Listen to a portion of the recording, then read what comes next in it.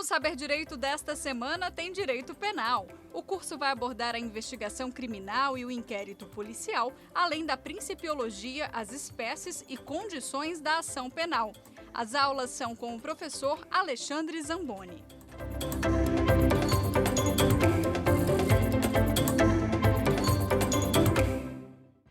Olá, meus amigos, minhas amigas. Vamos dar início a mais uma aula de número 3, onde nela entraremos no tema ação penal, que conforme talvez exaustivamente já dito, é a segunda fase da persecução penal.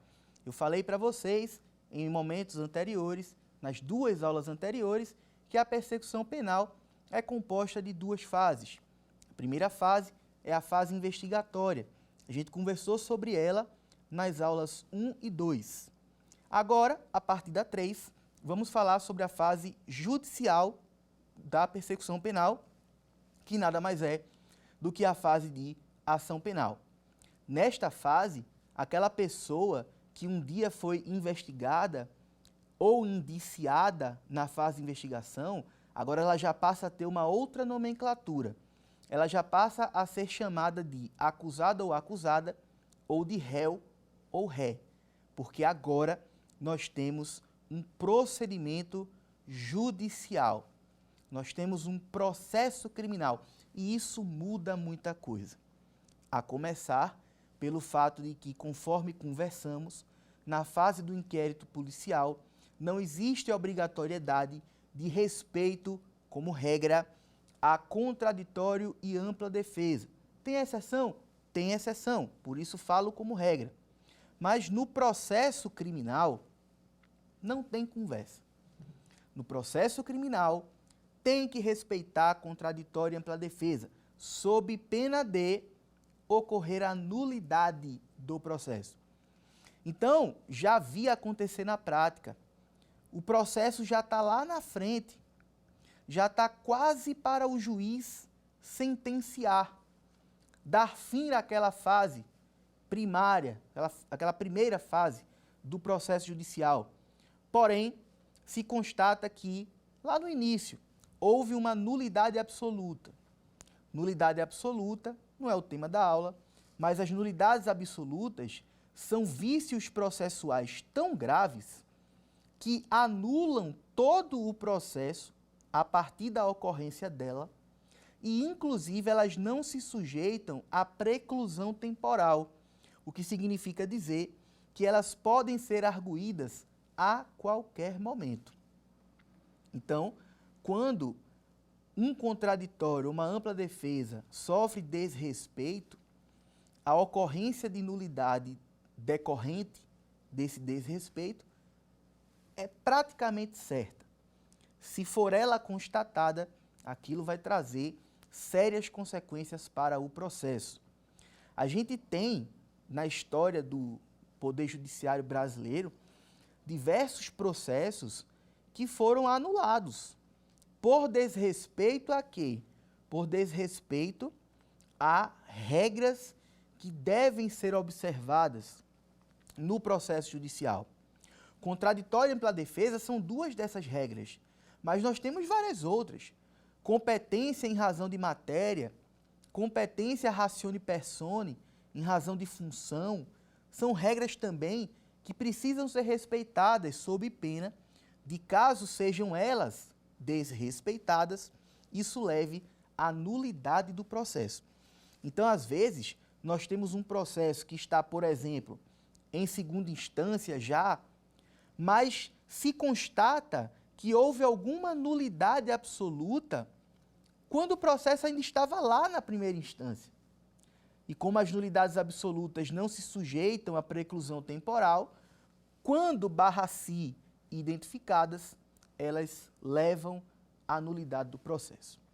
Então, o rigorismo, digamos assim, fazer um neologismo aqui, o rigor do processo judicial é muito grande, é muito maior que o rigor da investigação.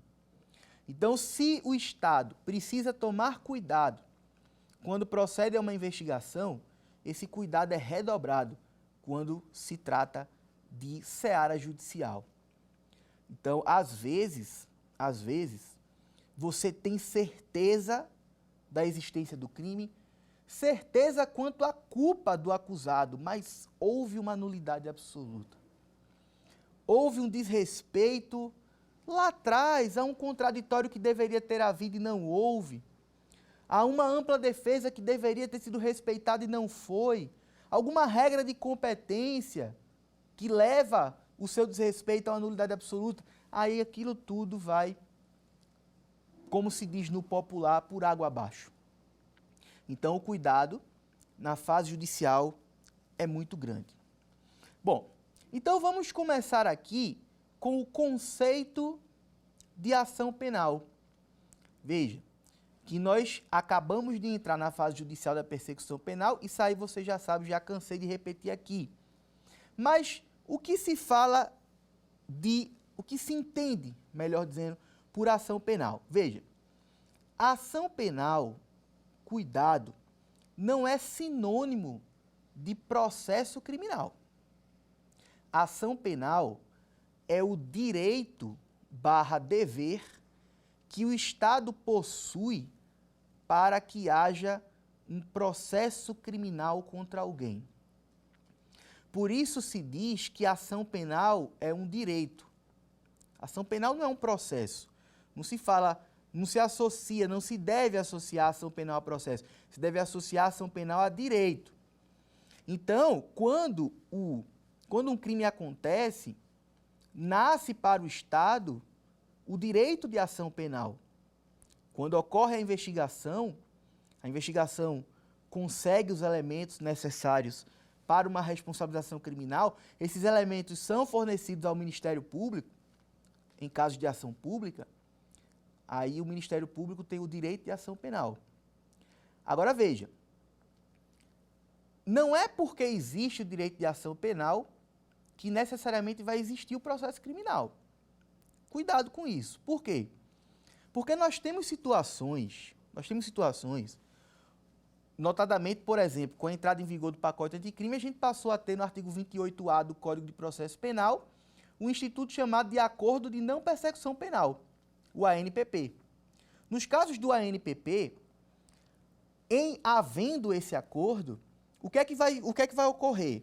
O Estado, ele abrirá mão de exercitar esse direito de ação penal. Feito o acordo de não persecução penal, o Estado ele vai abrir mão desse direito de ação penal. Mas veja, o direito de ação penal existe. Basta que um crime, que uma infração penal ocorra, para que nasça o direito de ação penal. Só que, por algumas circunstâncias, no caso concreto, pode ser que esse direito de ação penal não seja exercido. Imagina comigo que, quando chegou na mão do Ministério Público, para o Ministério Público dar o início à ação penal, isso demorou tanto que ocorreu a prescrição do crime.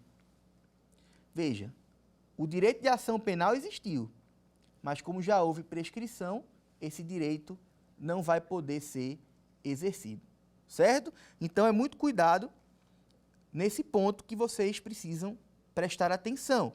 Ação penal não é sinônimo de processo criminal. O direito de ação penal existe, ainda que no caso concreto, por algum motivo, não tenha sido ele exercido, certo?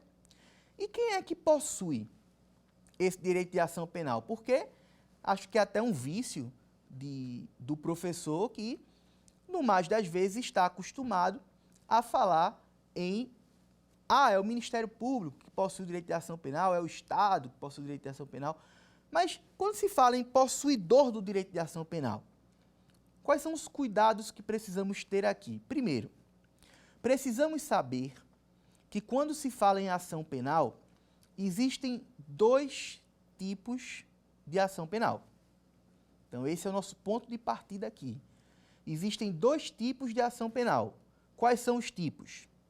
A ação penal pode ser pública ou privada. Então, quantos tipos de ação penal existem? Dois. Ou ela é pública ou ela é privada. Se pública ela for, o titular é o Ministério Público. Se privada ela for, titular é a vítima. Então, observe, a titularidade do direito de ação penal muda a depender de ela ser pública ou privada. Repetindo, sendo ela pública, a titularidade é do Ministério Público. Sendo ela privada, titularidade é da vítima. Certo? Entendido isso? Aí você pensa aqui, mas espera aí.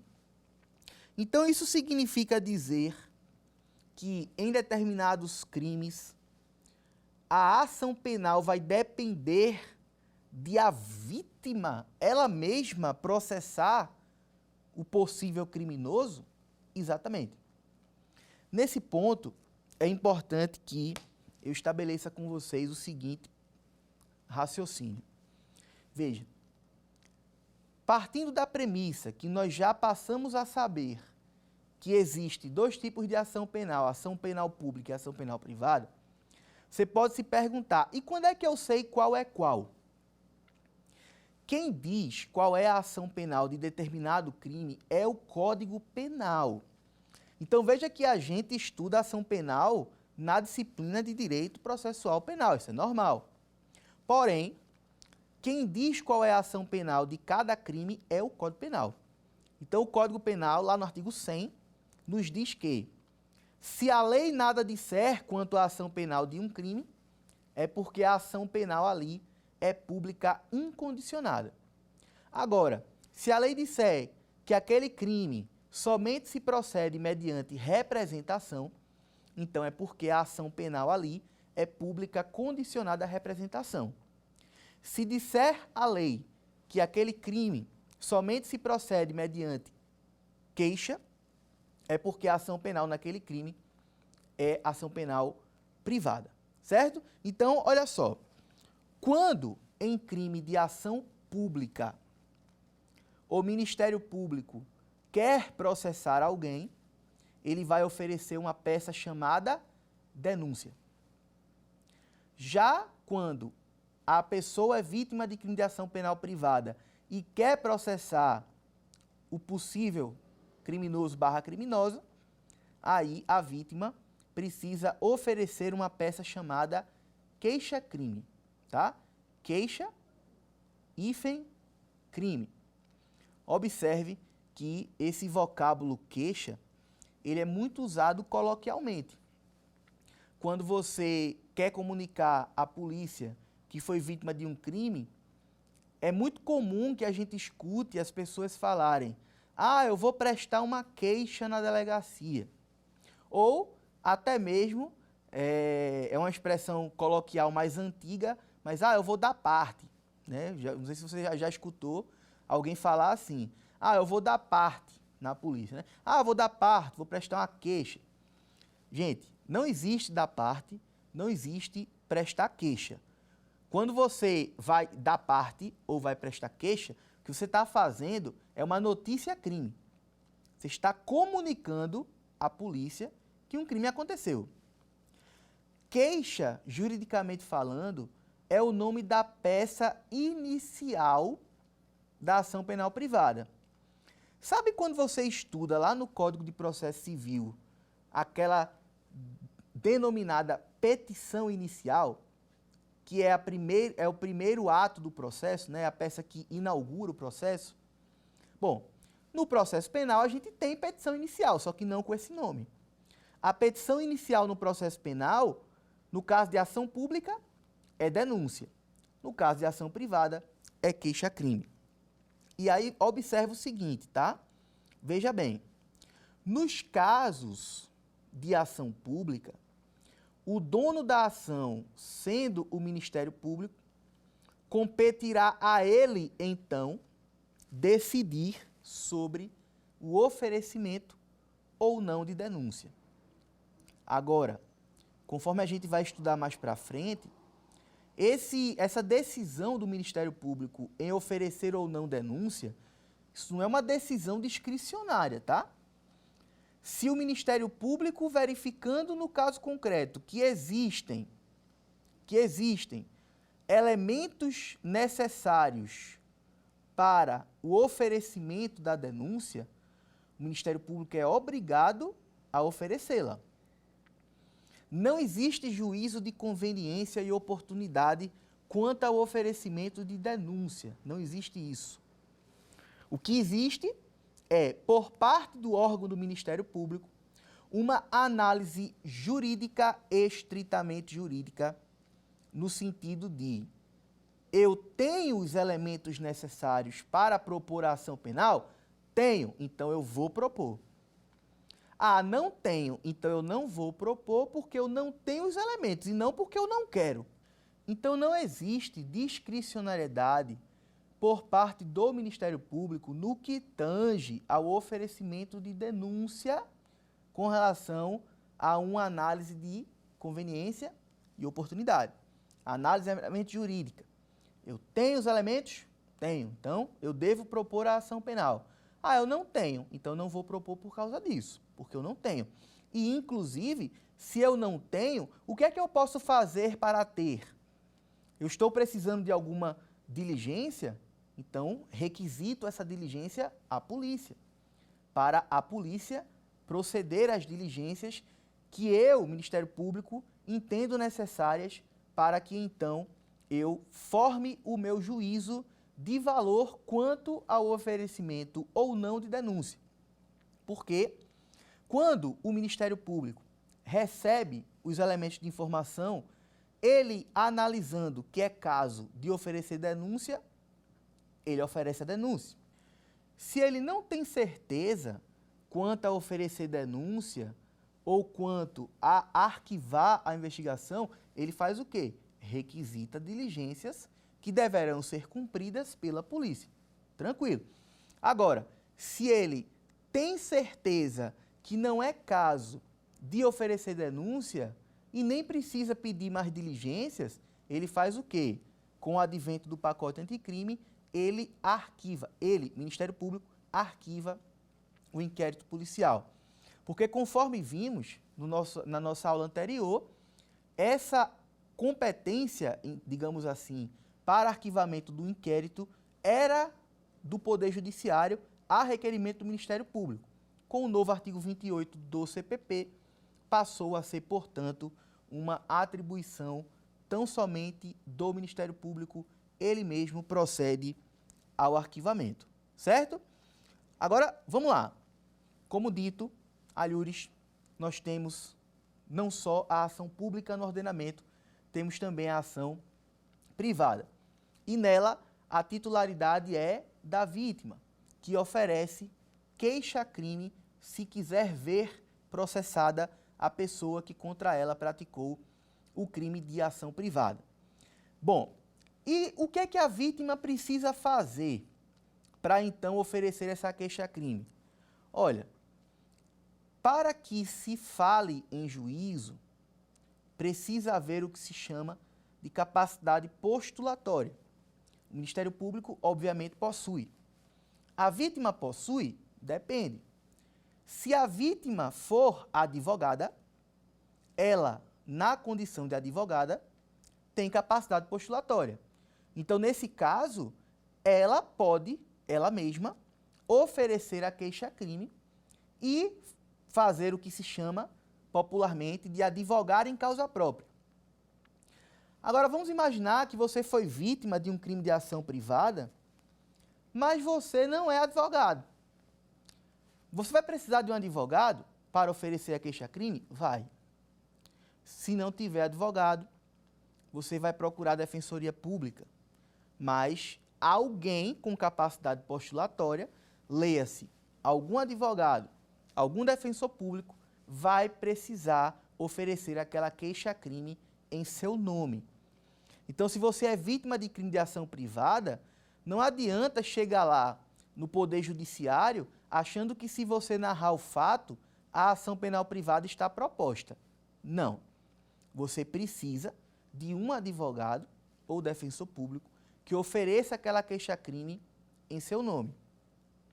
E quando se, portanto, oferece uma queixa-crime, no caso de ação privada, ou se oferece uma denúncia, no caso de ação pública, quando isso ocorre, se entende que está proposta a ação penal. porém, não necessariamente aquela denúncia ou queixa, não necessariamente ela será recebida pelo Poder Judiciário. Porque o que é que acontece?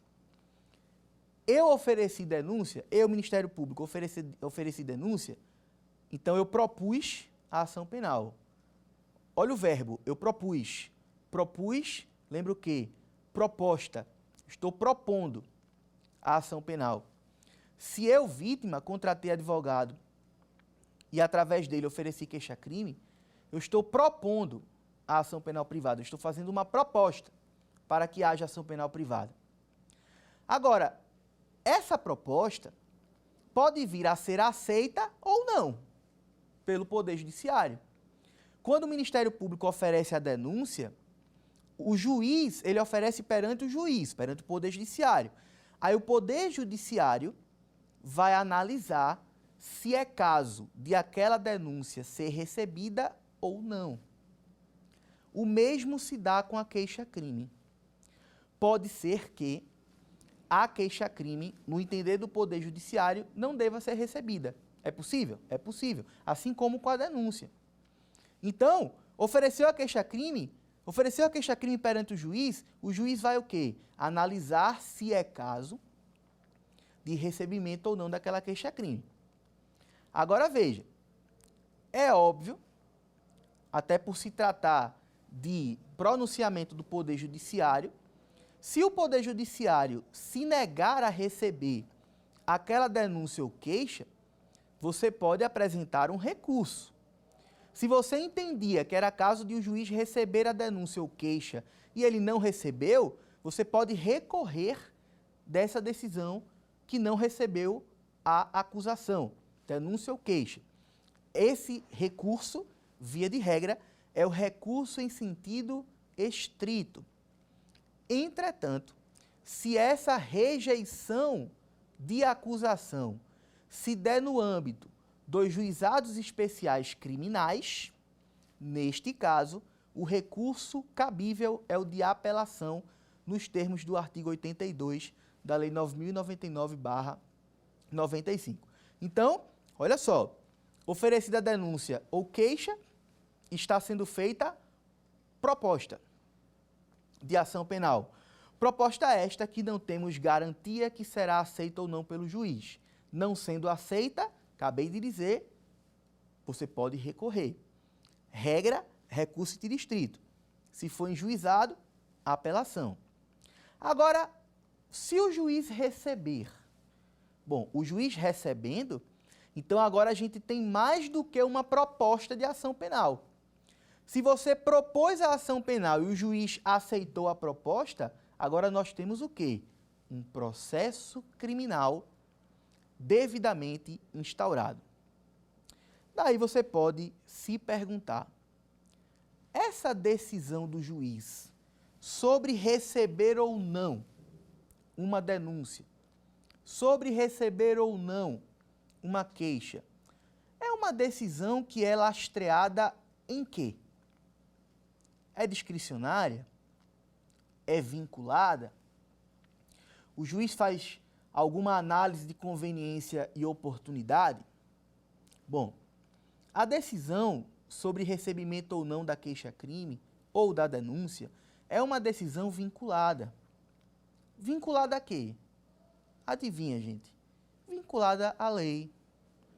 É a lei que diz o que o juiz precisa analisar para verificar se é caso ou não de recebimento da denúncia ou da queixa.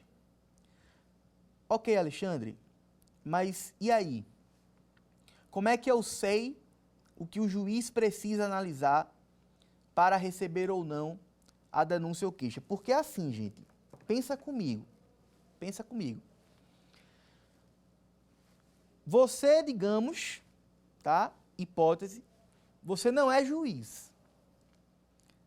Então, se você não é juiz, será que você precisa saber quais são as situações que autorizam ou não o recebimento da acusação, denúncia ou queixa? Bom, é claro que precisa. Porque, por exemplo, se você é membro do Ministério Público, você tem que saber o que a denúncia precisa conter para não ser rejeitada pelo juiz. Então, o juiz sabe o que é que ele vai ver, o que é que ele vai analisar. E aí você tem que saber o que é que o juiz vai analisar para você colocar lá. Para evitar que você deixe de colocar algo que você sabe que é essencial para o juiz tomar a decisão. Você, na condição de advogado, você também precisa saber. Porque quando você vai oferecer queixa-crime em nome de uma vítima de crime de ação privada, você precisa saber o que tem que haver naquela queixa-crime. Você precisa saber o que é que o juiz vai procurar naquela queixa-crime para que, então, você se assegure de que lá esteja e que não haja risco de o juiz, portanto, rejeitar aquela queixa-crime. Inclusive, o índice de rejeição de queixa-crime, isso é um dado estatístico, o índice de rejeição de queixa-crime é alto. Por quê? Porque, na maioria das vezes, os advogados que atuam com oferecimento de queixa-crime, às vezes, eles não são advogados criminais. Porque como os crimes que se procedem mediante ação privada, de regra, tá? De regra. Tem exceção, obviamente. Mas de regra, são crimes de menor potencial ofensivo, são crimes de menor complexidade. Então, muitas vezes, até porque o procedimento no juizado para crimes de menor potencial ofensivo, crimes de menor complexidade, é um procedimento mais simples realmente. Então, às vezes, você não precisa de alguém expert em direito criminal para atuar no juizado. Só que aí precisa haver esse cuidado quanto ao oferecimento da queixa-crime. Às vezes, o advogado ele é um expert na área civil, na área tributária, na área fazendária, mas aí um conhecido dele, um colega dele e tal, foi vítima de um crime de ação privada. Ele, não, pô, crime de ação privada, nesse caso aqui é menor potencial ofensivo, relaxa, a gente é tranquilo, é simples. E de fato é simples. Porém, esse cuidado na confecção da queixa-crime, ele tem que estar presente, para evitar justamente o que tanto já venho falando aqui, evitar que haja rejeição por parte do juiz com relação a essa acusação. E aí, veja bem, o Código de Processo Penal, lá no artigo 395, disciplina quais são as situações que o juiz não deve receber a acusação, denúncia ou queixa. Quando eu falo acusação, gente, é muito importante que se compreenda que entre os termos acusação, denúncia e queixa, nós temos aqui relação de gênero e espécie. Então, a acusação é gênero. Aí, deste gênero, decorrem duas espécies. Denúncia, que é a acusação em ação pública, e queixa, que é a acusação em ação privada, certo? Então, quando eu falar acusação, você já vai compreender que eu estou abrangendo tanto a denúncia quanto a queixa. Então, o artigo 395 do Código de Processo Penal, ele nos diz quais são as situações que fazem com que o juiz rejeite a acusação. E, especificamente, que situações são essas que autorizam a rejeição da acusação, seja denúncia ou queixa? Bom, se você abrir o seu artigo 395 do seu Código de Processo Penal, nós vamos ver que existem 3 alíneas. Então, o artigo 395 do CPP possui 3 alíneas. Alíneas A, B e C. São apenas estas alíneas que devem ser analisadas pelo juiz para que ele tome a decisão acerca do recebimento ou não da acusação. 3 alíneas. A linha A, se a acusação for manifestamente inepta. Inepta vem de inépcia. Inépcia vem de inação. Então, inação é algo que está, pela definição, sem ação. Está vazio. Algo inepto é algo que tem coisa faltando. Foi algo que omitiu. Algo que omitiu o que não deveria ter sido omitido. mas a gente vai estudar quais são as situações que fazem com que a acusação seja considerada inepta. Então, a primeira situação onde a gente vai ver que o juiz precisa rejeitar a acusação é se ela for inepta. A linha B diz que o juiz deve rejeitar a acusação se faltar pressuposto processual ou condição da ação. São grupos distintos. Pressupostos processuais, uma coisa. Condições da ação, outra coisa. Também vamos aprender sobre pressupostos processuais e sobre condições da ação. E a última alínea é a alínea que diz que o juiz, para rejeitar a queixa-crime, deve rejeitar a queixa-crime, reformulando, é se faltar justa causa. A justa causa é o que se compreende por lastro probatório mínimo para o exercício da ação penal. Então, se você é membro do Ministério Público ou advogado, é muito importante que você saiba quais são as situações que o juiz precisa observar na acusação para que ela não seja, portanto, rejeitada. Você, como membro do Ministério Público, você, como advogado, não vai querer que sua denúncia, no caso do Ministério Público, ou da queixa, no caso do advogado, que ela seja rejeitada. Então, nós vimos que, de acordo com o artigo 395 do CPP, 3 alíneas que nele constam são as situações que, se presentes, o juiz deve rejeitar a acusação.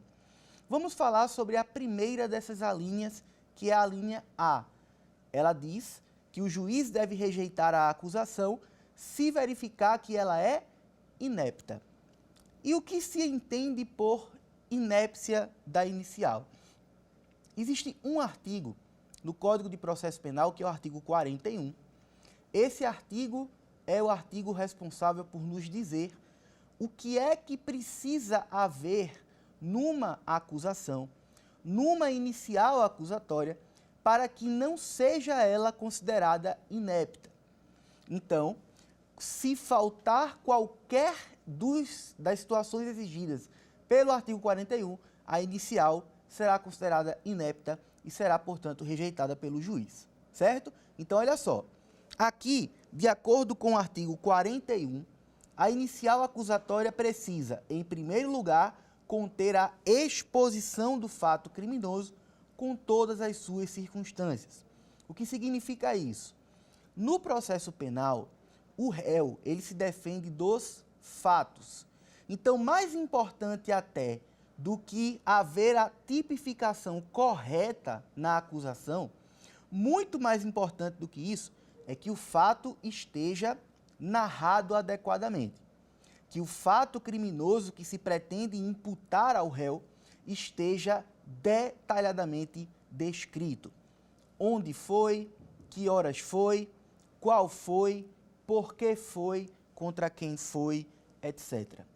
Se essa exposição do fato criminoso for defeituosa, a inicial corre risco, portanto, de ser considerada inepta pelo juiz. Nessa questão de o réu no processo penal se defender dos fatos, isso faz com que a tipificação a ser feita na acusação não seja tão importante assim. Claro que é importante, mas expor o fato corretamente é mais importante ainda. Por quê?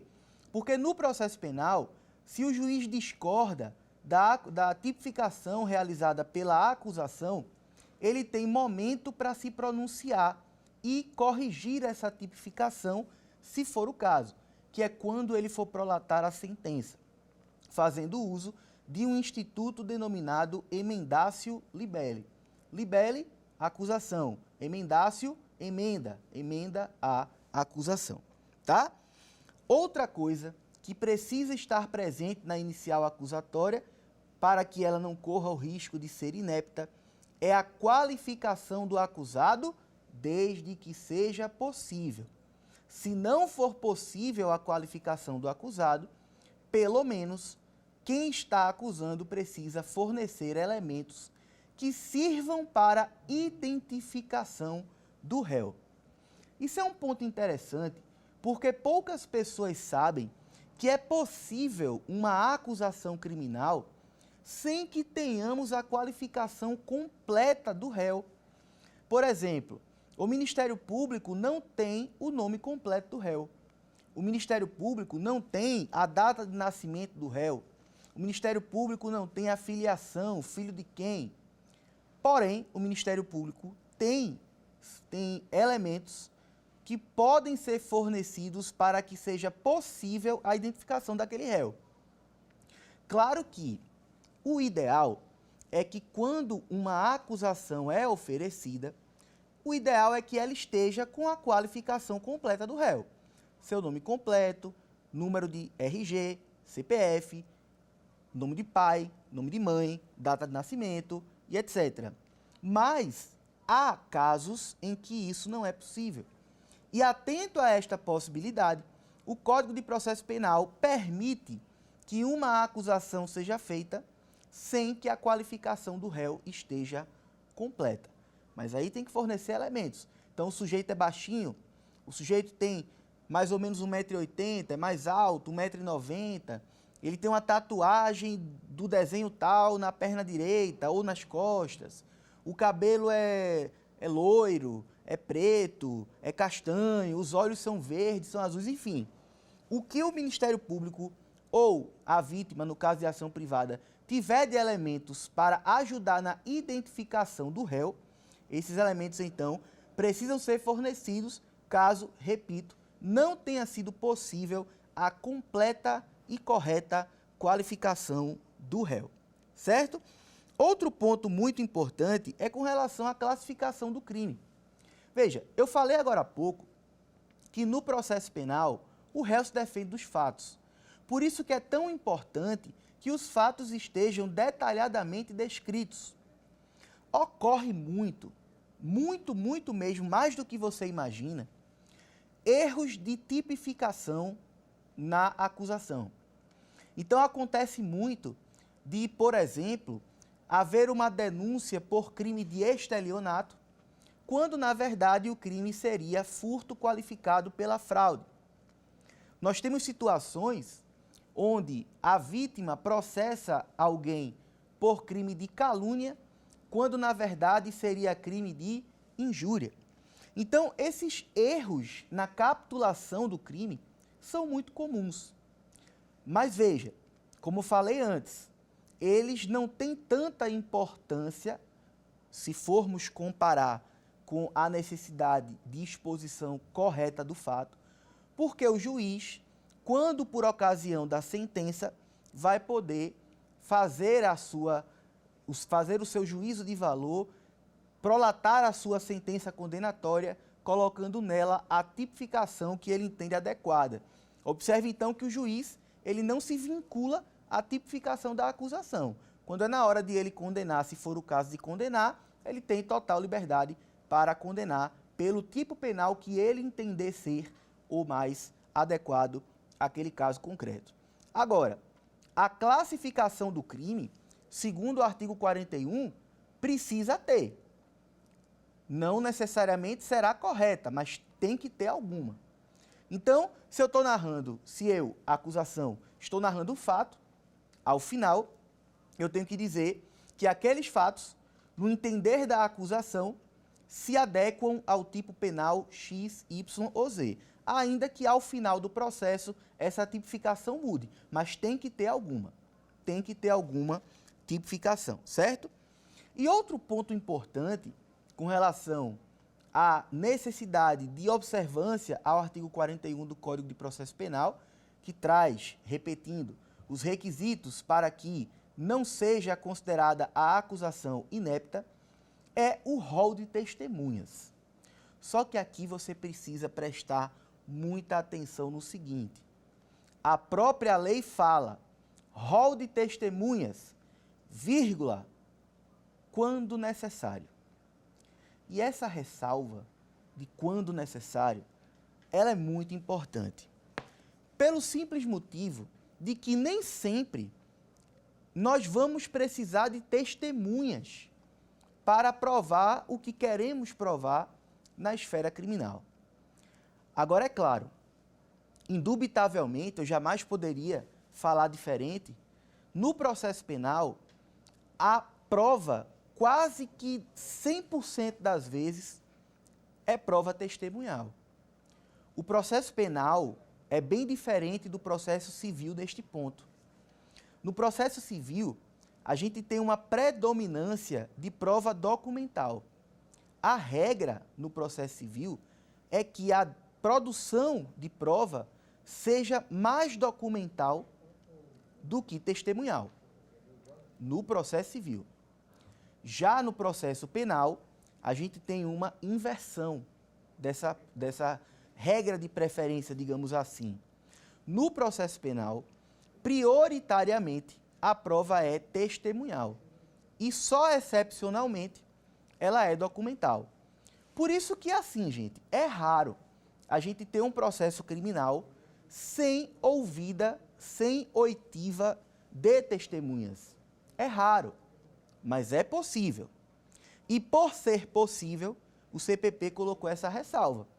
A acusação precisa conter rol de testemunha se a acusação entender que rol de testemunhas ali é necessário.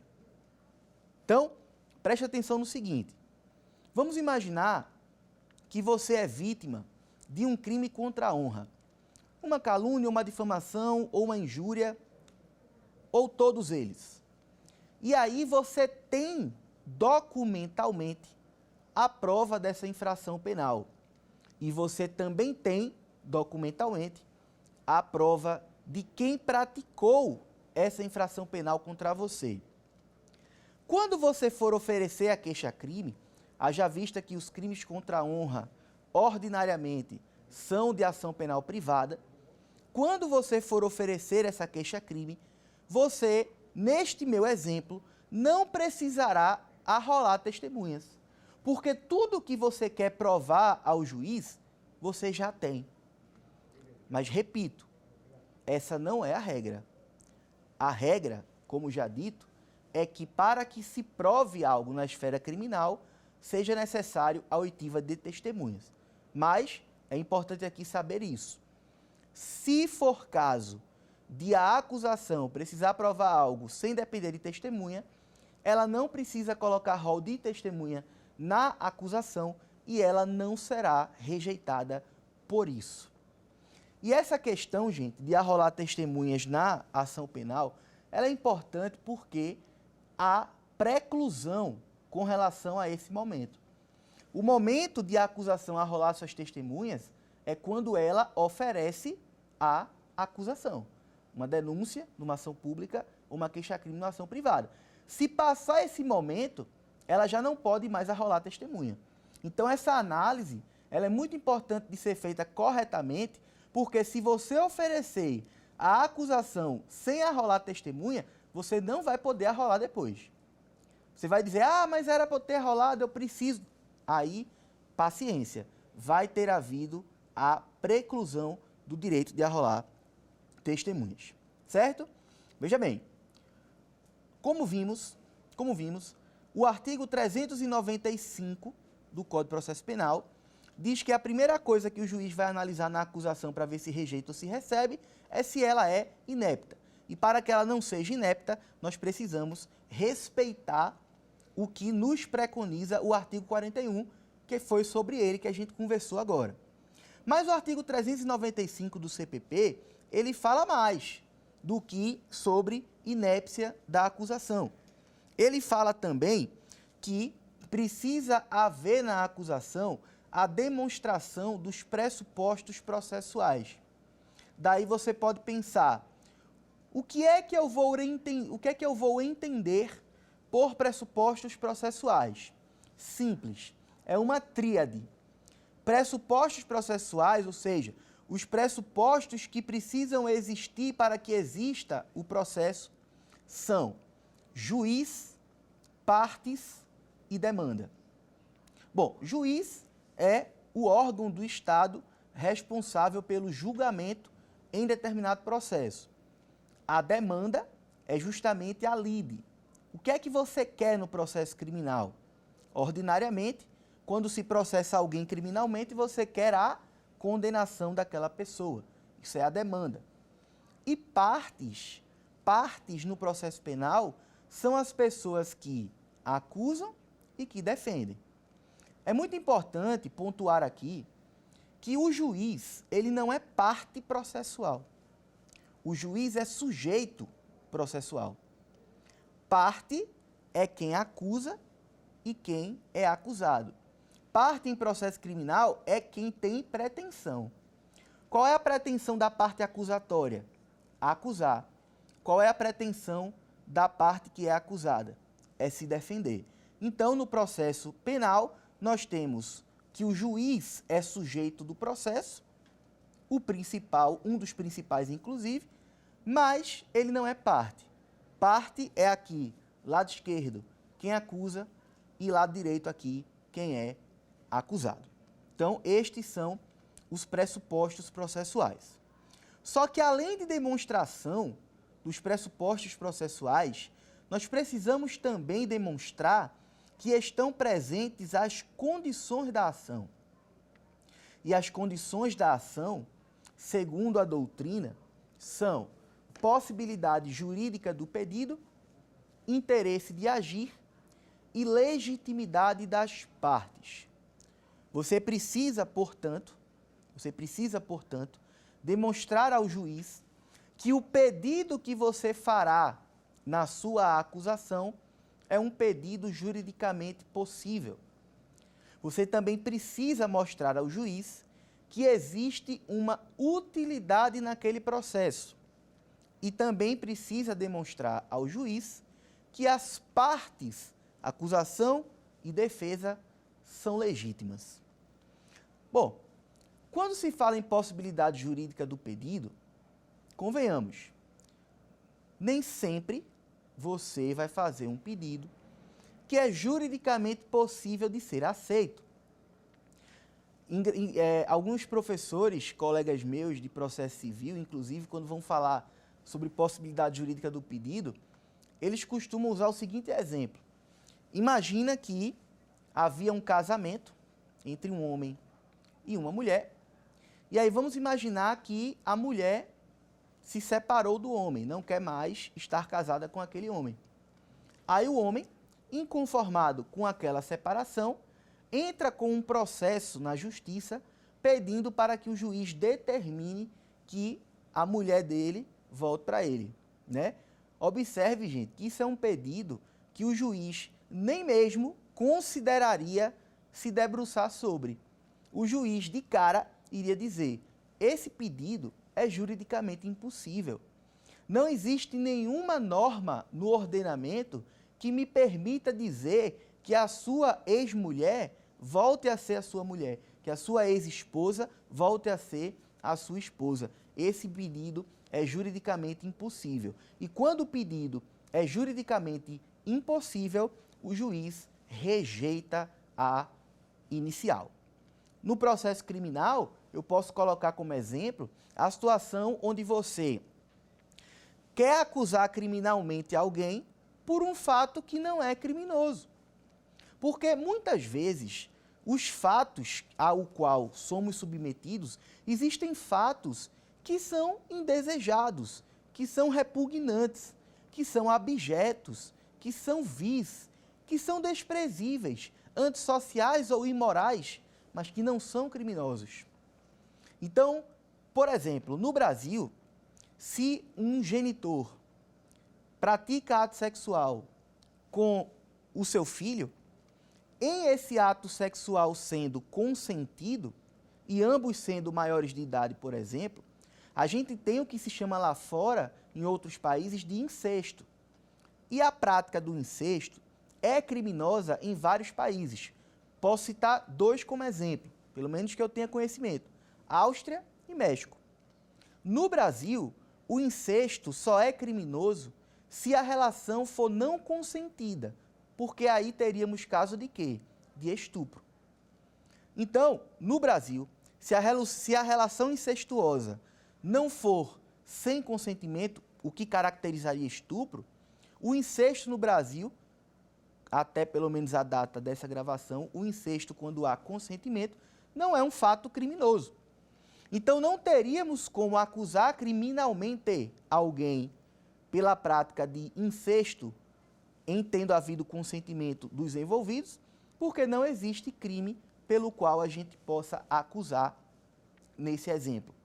Então, seria um exemplo de impossibilidade jurídica do pedido. O pedido não seria juridicamente possível e o juiz, portanto, rejeitaria aquela acusação criminal. Outra condição da ação que também precisa ser demonstrada na acusação para que ela não seja rejeitada é o interesse de agir, que no processo penal você vai interpretar como sendo a utilidade daquele processo. O melhor exemplo para você entender uma situação onde não haveria, portanto, utilidade no processo é se você quisesse acusar criminalmente alguém por um crime que já está prescrito. Imagina que o Ministério Público, ele quer denunciar alguém, quer acusar criminalmente alguém, só que o crime pelo qual o Ministério Público quer fazer essa acusação, esse crime já está prescrito. Ora, se o crime já prescreveu, é impossível, a palavra é essa, haver punição da pessoa que praticou aquele crime, porque o crime já prescreveu. E aí, neste caso, o juiz não aceitaria essa acusação. Ele iria dizer que não há utilidade em processo criminal onde o crime que se pretende apurar já prescreveu. Então, seria mais uma situação onde o juiz rejeitaria a acusação. Além de, portanto, demonstrar ao juiz que o pedido é juridicamente possível, além de, portanto, demonstrar ao juiz que existe uma utilidade naquele processo criminal, nós precisamos demonstrar também ao juiz que as partes são legítimas. Você precisa demonstrar ao juiz que quem está no polo ativo da ação, que é quem acusa, e quem está no polo passivo da ação, que é quem é acusado, são partes legítimas. Com relação a quem acusa, partes legítimas são, no caso da ação penal pública, Ministério Público. No caso da ação penal privada, a vítima. Então, no polo ativo da ação, que é a parte que acusa, ou é Ministério Público, ação pública, ou é vítima, ação privada. Agora, no polo passivo, que é com relação a quem é acusado, nós temos muitas situações onde, a priori, você poderia pensar que não seriam partes legítimas para figurar no processo criminal, mas são. Por exemplo, as pessoas que possuem deficiência mental. Segundo o Código Penal, mais especificamente artigo 26, são inimputáveis aqueles que possuem doença mental ou desenvolvimento mental incompleto ou retardado, quando, por conta disso, são eles inteiramente incapazes de entender o caráter ilícito do seu comportamento ou de se comportar de acordo com esse entendimento. Só que, mesmo nesses casos, é possível haver ação penal. Então, é possível que você processe criminalmente um inimputável por motivo de doença mental, por exemplo. É o que a gente chama de ação de prevenção penal, que a gente vai falar, inclusive, não mais nessa aula, mas lá para o final da última aula, a gente vai falar um pouco sobre a ação de prevenção penal, tá? Agora, veja, quem é que não pode figurar em processo criminal no polo passivo? Os menores de 18 anos. Os menores de 18 anos, segundo nossa Constituição e segundo o nosso Código Penal, são inimputáveis. Não praticam crime. Só que, diferentemente das pessoas que possuem doença mental, os inimputáveis por motivo de idade, eles não podem figurar no polo passivo da ação penal. Por quê? Porque eles, quando praticam algum ato que é descrito em lei como crime, a gente diz que ele não está praticando crime. A gente diz que ele está praticando ato infracional análogo a determinado crime. Então, se um maior de 18 anos mata uma pessoa, nós podemos dizer que ele praticou crime de homicídio. Agora, se um menor de 18 anos mata uma pessoa, a gente não pode dizer que esse menor de 18 anos praticou crime de homicídio. A gente pode dizer que ele praticou ato infracional de homicídio. E isso é importante de se frisar pelo motivo de que o menor, ele não responde processo criminal em vara criminal. Ele responde a um processo cível em uma vara específica de infância e juventude. Então, imagine que o Ministério Público denuncia perante uma vara criminal uma pessoa que tem menos de 18 anos. O juiz não vai aceitar essa denúncia. O juiz vai rejeitar essa denúncia. E por que motivo? Porque a pessoa que está sendo acusada, tendo menos de 18 anos, essa pessoa é parte ilegítima para figurar no polo passivo de um processo criminal. Então, observe, quando vai haver uma acusação no processo criminal, o acusador precisa observar tudo isso que eu tenho dito. Ele precisa tomar cuidado para que sua acusação não seja considerada inepta. Ele precisa mostrar que o seu pedido é juridicamente possível, precisa mostrar que existe interesse de agir, que existe utilidade naquele processo, precisa demonstrar que ele é parte legítima para acusar e que quem ele está acusando é parte legítima para ser acusado. Mas não acaba aí, porque o artigo 395 do CPP, ele ainda exige mais uma coisa. Ele ainda exige mais uma coisa do que a inicial não ser inepta, do que a demonstração de pressuposto de processo, do que a demonstração de condição de ação. Ele exige também que haja justa causa. Então, se entende por justa causa o lastro probatório mínimo, que no processo criminal nada mais vai ser do que certeza quanto à existência do crime e indícios suficientes de autoria. Isso para evitar que qualquer pessoa, de forma temerária, venha se tornar réu em uma ação penal, o que, convenhamos, é nada agradável, mesmo que a pessoa seja inocente. Ninguém quer responder a processo criminal, ninguém quer ter que provar a sua inocência. Vamos chamar aqui agora 3 perguntinhas sobre o que a gente conversou nessa terceira aula. Vamos colocar a primeira pergunta aqui na tela, por favor. Assinale a alternativa correta quanto à titularidade da ação penal privada subsidiária da pública. Letra A, Polícia Civil. Letra B, Polícia Federal. Letra C, Ministério Público. E letra D, vítima. Conversamos sobre isso. Quando a ação penal é pública, titular é Ministério Público. Quando ela é privada, não importando que modalidade de ação privada, que a gente vai estudar na próxima aula, a titularidade é da vítima. Então, como temos aqui na nossa pergunta, quem é o titular de ação penal privada subsidiária da pública? Se é privada, então o titular é a vítima. Resposta, portanto, letra D. Vamos para a próxima pergunta. Assinale a alternativa que contém o correto conceito de justa causa. Letra A, partes legítimas. Letra B, possibilidade jurídica do pedido. Letra C, não inépcia da inicial. E letra D, lastro probatório mínimo. É basicamente o que a gente estava falando literalmente agora há pouco, né? Entende-se por justa causa, lastro probatório mínimo. Certeza quanto à materialidade, indícios suficientes de autoria. Letra D, portanto, a nossa resposta. Vamos para a terceira pergunta, terceira e última. Assinale a alternativa que contém parte ilegítima, então atenção aí ao prefixo, ilegítima, para figurar no polo passivo da ação penal. Lembrando que polo passivo de ação penal é quem é acusado, polo ativo é quem acusa. Letra A, pessoa com deficiência física. Letra B, pródigo. Letra C, doente mental. E letra D, menor de 18 anos.